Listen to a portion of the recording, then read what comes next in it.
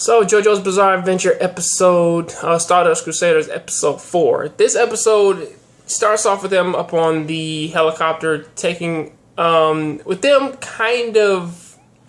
us getting into the Tower of Grey, which is something I don't believe was in the other, adaptation of this TV show. Because for what happens in this one,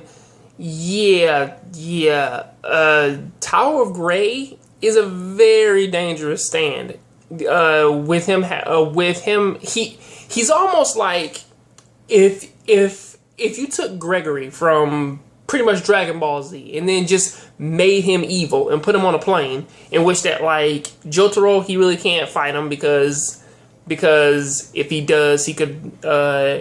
And he misses, he could rapture the plane. And the thing is fast enough to actually dodge every single one of Star Platinum's punches. See, Avdol, he can't attack because if he because if he shoots fire within the goddamn on plane, he could honestly blow something up or hurt somebody. So there is that. So, and Joseph's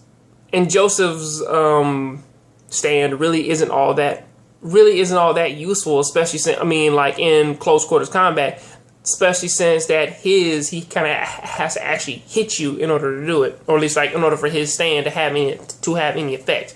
So the only person who can stand up against Tower of Grey at this point is pretty much Hierophant Green. Which even with him using Emerald Splash, it is something to kind of like see him actually, or at least like them to actually use like some actual strategy to take out the enemies in this show, because Tower of Grey actually believes that necessarily if he just dodges Kakyoin's attacks, he could just get in and then just destroy him. However, with that, he kind of wasn't necessarily realizing that Hierophant Green has a very long range. Even though he may be slow, he still has a very, very, very, very, very long range, and pretty much if he sets his appendages up in like just the right way, he can set you into a trap and just destroy you. So there's always that, and that's kind of how he took down Tower of Grey. With that though, it does kind of lead into the whole thing of this does kind of lead me into a bit of a little thing of like as they're running to the cockpit because the plane's about to crash.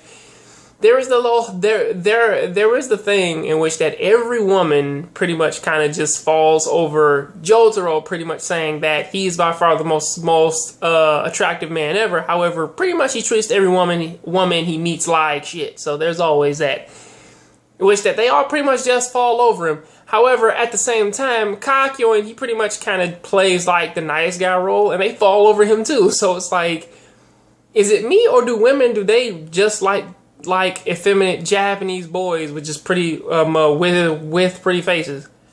I guess they do, because women will do anything for a guy who pretty much kind of loves like a effeminate woman. So there's always that. But honestly, going off of that though, they do go into Chinatown, and this is when we do run into another character, or honestly I know who is going to become another ally. However, I kind of forget his name, but I do know that his stand is Silver Chariot. And with Silver Chariot, he actually is going to develop a bit of a rivalry and a friendship with Avdol. So honestly, for what they do kind of do with this one, I do kind of give them props for actually kind of throwing in the Tower of Grey battle, because I don't think that one was in the other one. I think that for the previous one, it kind of just went from them honestly trying to rescue Holly to now they're like somewhere in Egypt, and then that's when they run into dude with the Silver Chariot, and then that's when kind of all this other stuff, it just started to happen. But however, for this one though, hey, I do kind of rather enjoy the setup of them going from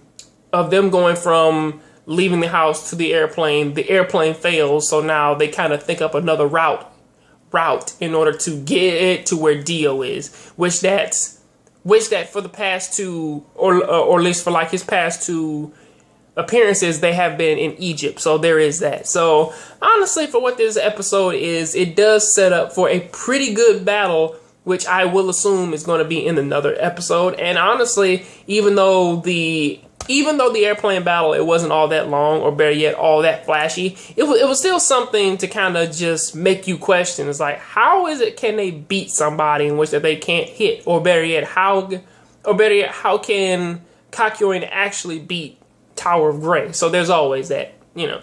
So pretty much that is kind of what I got to say about that. What do you guys think about it? I like this episode a lot, and honestly, it is something which is constantly keeping me watching. It's not only because I saw the original. I do kind of like the art, and I do like the different changes in which that they kind of make this feels as though that you were actually watching like one of those audio novels. So there is that. So pretty much, what do you guys think about it? Please tell me down there in the comment section. I'll catch you on the next Giant Grave Show. So please keep watching anime, keep playing video games. I am out.